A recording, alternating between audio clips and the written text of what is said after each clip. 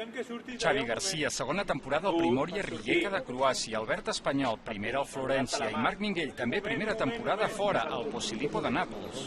Es retroben coincidint amb les concentracions de la selecció espanyola al CAR.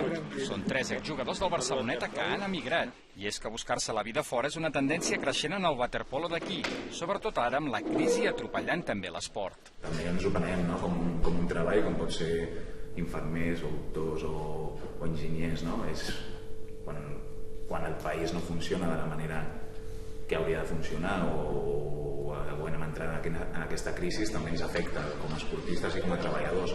La Lliga Croata o l'Adriàtica, la que s'està jugant, era una Lliga d'Europa paral·lela, a més de la Copa d'Europa, que també participava el meu club, i doncs era una oferta esportiva irrebutjable.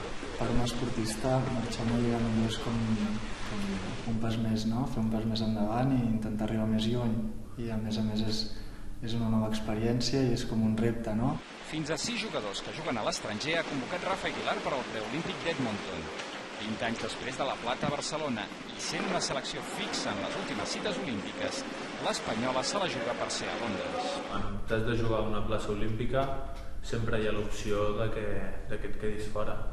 La veritat és que no volem pensar en aquesta opció perquè el nostre objectiu és estar sí o sí a l'Olimpiada. Espanya busca una de les últimes 4 places disponibles per als Jocs i tot passa per superar un creuament de quarts de final que es preveu complicat.